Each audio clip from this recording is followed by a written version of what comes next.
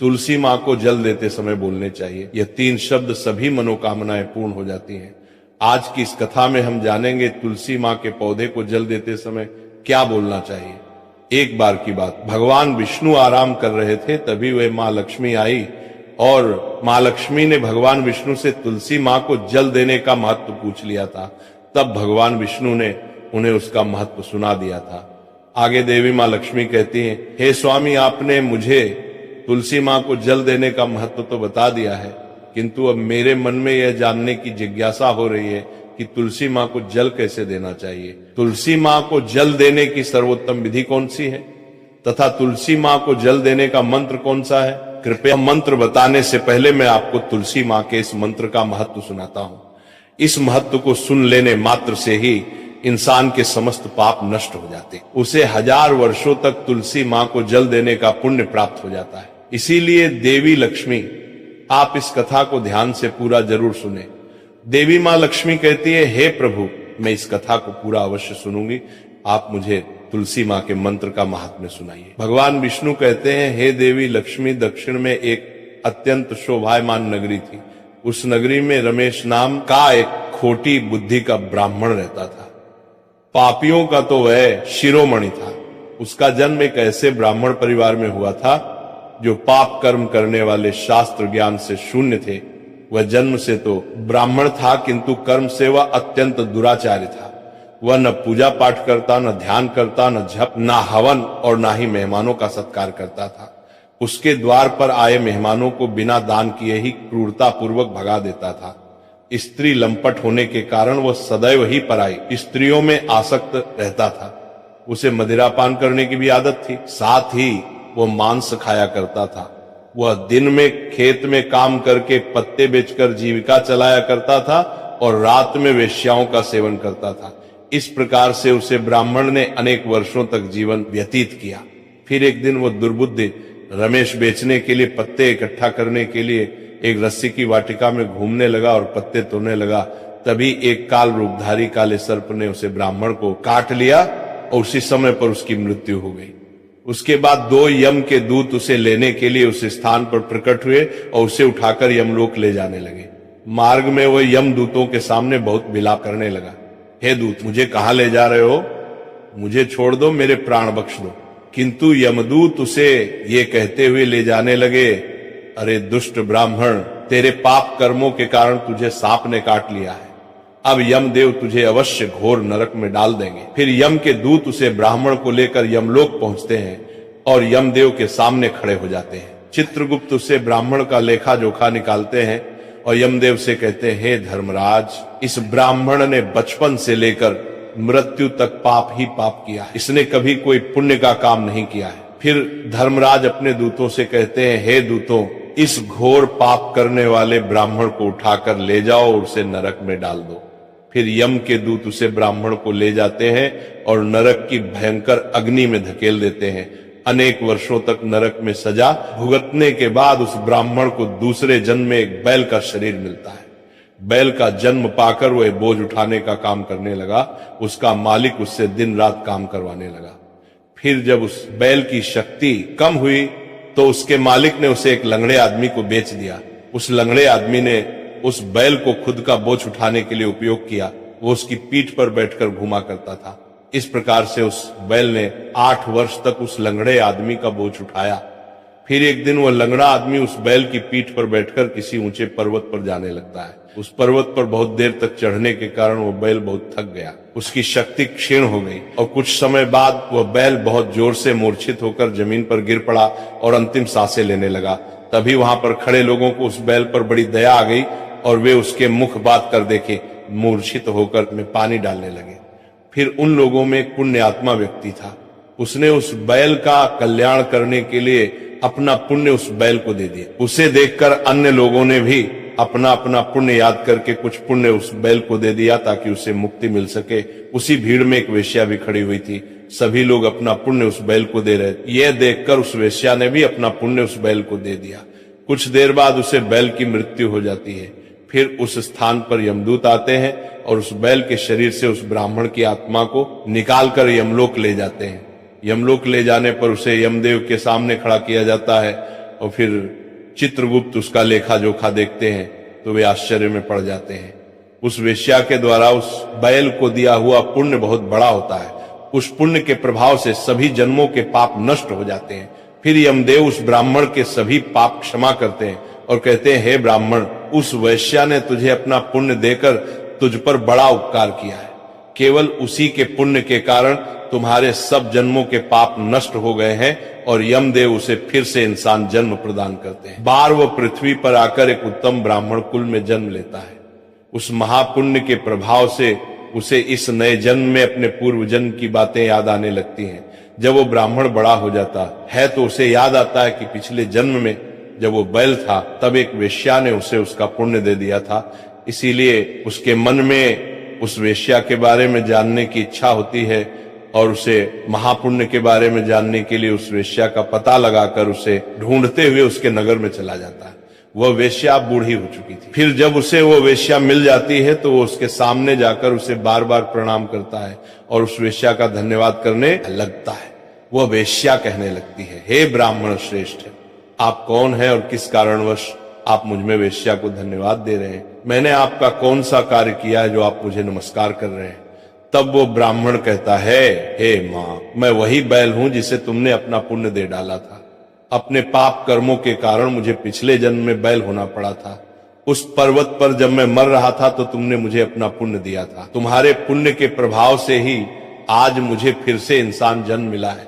तुम्हारे द्वारा दिए गए उस पुण्य के कारण मुझे अपने पूर्व जन्म की सारी बातें याद है। किंतु हे माँ, मैं आज यहाँ पर ये जानने के लिए आया हूँ कि तुमने मुझे उस समय पर अपना कौन सा पुण्य दिया था जिस कारण से मेरे सभी जन्मों के पाप नष्ट हो चुके हैं।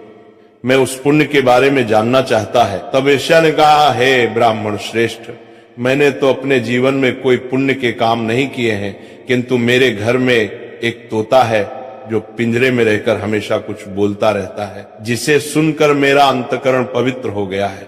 उसी तोते के द्वारा बोले गए मंत्र का पुण्य मैंने तुम्हें दान में दिया था। फिर वह वैश्य और वह ब्राह्मण उस तोते के पास जाते हैं और उसे पूछने लगते हैं, हे शुक, तुम कौन सा मंत्र बोलते रहते हो जिससे हमारे जीवन का उद्धार हुआ है? ये मंत्र तुम्हें किसने सिखाया और इस मंत्र का क्या अर्थ होता है? तब उस तोते ने अपने पूर्व जन्म का वृतांत सुनाना आरंभ किया। वह तोता कहने लगा, हे ब्राह्मण श्रेष्ठ, पिछले जन्म में मैं एक ब्राह्मण था। मैं अपने ज्ञान के अहंकार में अंधा हो चुका था। मैंने कभी गुरुजनों का आदर नहीं किया, सदैव ही उनका अपमान किया।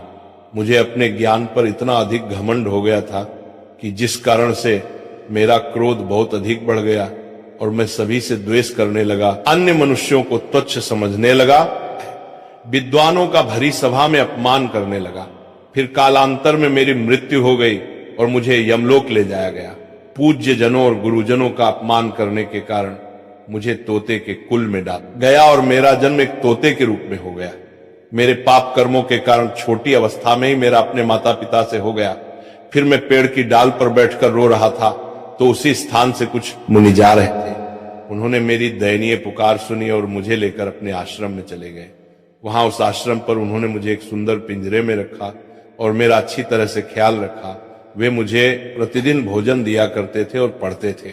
उस स्थान पर वे ऋषि मुनि, उनकी स्त्रियां और बालक सभी प्रतिदिन तुलसी के पौधे को जल देते थे और उसके सामने एक मंत्र का जप करते थे। उन्हीं के मुख बार बार उस मंत्र को सुनकर मैंने उसे रट लिया और तभी से मैं उसे पाठ करते थे। मंत्र को जान गया हूं और वही मंत्र मैं दिन रात बोलता हूं। उस मंत्र के प्रभाव से मेरी कभी मृत्यु नहीं हुई और मेरी आयु 100 वर्ष की हो गई और मैं इतने वर्षों तक जीवित रहा। इसी बीच एक रात को एक चोर उस स्थान पर आ गया और उसने मुझे वहां से चुरा लिया और फिर इस वेश्या ने मुझे उस चोर से खरीद लिया। इस वेश्या के घर पर आने के बाद भी मैं उस मंत्र को बोलता रहता था, जिसे सुनकर इस वेश्या का मन भी पवित्र हो गया और वेश्या का काम छोड़कर भगवान विष्णु की भक्ति करने लगी। उसी मंत्र के प्रभाव से मेरे पूर्व जन्मों के सभी पाप नष्ट हो गए और इसी मंत्र के प्रभाव से इस वेश्या का भी अंतःकरण पवित्र हो गया। हे ब्राह्मण देवता, इस मंत्र के पुण्य से आप भी पाप मुक्त हो गए हैं। इस प्रकार से तोते ने उस ब्राह्मण को और उस वेश्या को सारा वृतांत सुना दिया, जिसे सुनकर वह ब्राह्मण और वेश्या दोनों ही अत्यंत प्रसन्न हुए और फिर वे दोनों ही प्रतिदिन तुलसी मां को जल देकर उस मंत्र का जाप करने लगे। फिर वह वेश्या और वह ब्राह्मण तीनों उस मंत्र के प्रभाव से दिव्य विमान में बैठकर विष्णु लोक को चले गए। भगवान विष्णु कहते हैं, हे देवी मां लक्ष्मी, देखा आपने केवल तुलसी मां के इस मंत्र के प्रभाव से उस तोते के, उस वेश्या के और उस ब्राह्मण के सभी पाप नष्ट हो गए। इसीलिए प्रत्येक इंसान को रोज तुलसी मां को जल देते समय इस एक मंत्र का उच्चारण अवश्य करना चाहिए। हे देवी, वह मंत्र इस प्रकार है, इसे तुम ध्यान से सुनो। ओम वृंदावनी स्वाहा, ओम वृंदावन स्वाहा। भगवान विष्णु कहते हैं कि जो भी स्त्री प्रतिदिन तुलसी मां के समक्ष इस मंत्र का उच्चारण करेगी वह सौभाग्यशाली बनेगी। जो भी पुरुष तुलसी मां के सामने इस मंत्र का उच्चारण करेगा उसे अक्षय धन की प्राप्ति होगी। जिस घर के सामने प्रतिदिन तुलसी मां की पूजा की जाएगी उस घर में साक्षात लक्ष्मी का वास होगा। तुलसी मां का यह मंत्र राज कल्प तरु है, यह समस्त फलों को प्रदान करने वाला है। अतः जो भी तुलसी मां के सामने इस मंत्र का उच्चारण करेगा उसे संपूर्ण सिद्धियां प्राप्त होंगी। स्त्रियों को सदैव ही स्नान करके अपने बाल बांध कर मांग में सिंदूर भरकर प्रतिदिन तुलसी मां को जल देना चाहिए और इस मंत्र का उच्चारण करना चाहिए। रोज तुलसी मां के पौधे की परिक्रमा करनी चाहिए, इससे सभी दोष नष्ट हो जाते हैं। प्रतिदिन शाम के समय तुलसी मां के पास दीपक जलाना चाहिए और तुलसी मां के पास बैठकर भगवान विष्णु की आराधना करनी चाहिए। तुलसी मां के पास दीपक जलाने से इंसान को धन धान्य की प्राप्ति होती है। हजारों अमृत के घड़ों से नहलाने पर भी श्री हरि को उतनी तृप्ति नहीं होती जितनी वे मनुष्यों के द्वारा तुलसी मां का एक पत्ता चढ़ाने से प्राप्त करते हैं। 10,000 गाय के दान से मानव जो फल प्राप्त करता है वही फल तुलसी मां पत्र के दान से पा लेता है। जो मृत्यु के समय अपने मुख में तुलसी मां पत्र का जल पा जाता है वो संपूर्ण पापों से मुक्त होकर भगवान विष्णु के धाम जाता है। भगवान विष्णु कहते पूर्णिमा, अमावस्या, द्वादशी और सूर्य संक्रांति के दिन मध्याह्न काल रात्रि और अशौच के समय तेल लगाकर बिना स्नान किए अथवा बिना हाथ पैर धोए रात्रि के वस्त्र पहनकर तुलसी मां के पत्र तोड़ता है वह महापाप होता है। श्राद्ध, व्रत, दान, प्रतिष्ठा तथा देव पूजा के लिए तोड़े हुए तुलसी मां पत्र बासी होने पर भी 3 रात्रि तक पवित्र ही रहते हैं। तुलसी मां का एक एक पत्ता न तोड़कर पत्तियों के साथ अग्रभाग को तोड़ना चाहिए। तुलसी मां की मंजरी सब फूलों से बढ़कर मानी जाती है। मंजरी तोड़ते समय उसमें पत्तियों का रहना भी आवश्यक माना गया है। पूज्य भाव से पौधे को हिलाए बिना तुलसी मां के अग्रभाग को तोड़ना चाहिए, इससे पूजा का फल लाख गुना बढ़ जाता है। तुलसी मां के पत्तों को कभी नाखून से नहीं तोड़ना चाहिए, इससे पाप लगता है। रात्रि में तुलसी मां के पौधे को स्पर्श ना करें अथवा उसके पत्ते ना तोड़े, ऐसा करना अशुभ माना गया है। रात्रि में तुलसी मां का पौधा निद्रा अवस्था में होता है, ऐसे में पत्ते तोड़ने पर पाप ही लगता है। गुरुवार के दिन तुलसी मां के पौधे में थोड़ा सा कच्चा दूध अर्पित करें। दूध चढ़ाते समय ओम नमो भगवते वासुदेवाय नमः इस मंत्र का जाप अवश्य करना चाहिए। तुलसी मां के पौधे के पास शालिग्राम रखें और उस पर तिल चढ़ाएं। पूजा में तुलसी मां और शालिग्राम को दूध में भीगी हल्दी का तिलक अवश्य करें। शालिग्राम पर तुलसी मां पत्र रखकर चंदन लगाना चाहिए। अगर कोई महिला मासिक धर्म से है तो वह तुलसी मां की पूजा ना करे। मासिक धर्म के दौरान तुलसी मां को स्पर्श करने से घोर पाप लगता है, इससे स्त्री की दुर्गति होती है। तो भक्तों, इस प्रकार से भगवान विष्णु ने देवी मां लक्ष्मी को तुलसी मां को जल देने के मंत्र का महत्व सुनाया है। राधे राधे। तो यह शिव विष्णु दोनों की कृपा का योग बन जाता है। यही वजह है कि मार्गशीर्ष सोमवार को तुलसी माता की आराधना करना अत्यंत फलदायी माना गया है। पूजा का सही समय और विधि, भक्तजनों मार्गशीर्ष सोमवार के दिन सूर्योदय से पहले उठें, अपने आप को शुद्ध करें, स्नान करें और स्वच्छ वस्त्र धारण करें। फिर तुलसी माता के पास दीपक जलाएं, या दीपक घी का हो तो अति श्रेष्ठ है। तुलसी नमः मंत्र से 11 बार मां तुलसी का स्मरण करें। इसके बाद तुलसी माता की परिक्रमा 11 या 21 बार करें और फिर जल अर्पित करें। फिर भगवान विष्णु या शालिग्राम का ध्यान करें और कहें, हे भगवान, मेरे जीवन में भक्ति, बुद्धि और संपत्ति का प्रकाश भर दो। यह साधना शाम के समय भी दोहराई जा सकती है। विशेषकर सूर्यास्त के बाद दीपदान अवश्य करें। सुखी जीवन के लिए तुलसी की सूखी लकड़ी का उपाय। तुलसी की सूखी लकड़ी अपने साथ रखना शुभ होता है। यदि किसी व्यक्ति को लगता है कि उसके घर में बरकत नहीं रहती, काम बनते बनते रुक जाते हैं, तो वह सूखी तुलसी की लकड़ी को अपने घर के मंदिर में रखे और उसके ऊपर रोड दीपक जलाए। मां लक्ष्मी की ऊर्जा स्वयं वहां प्रकट हो जाती है।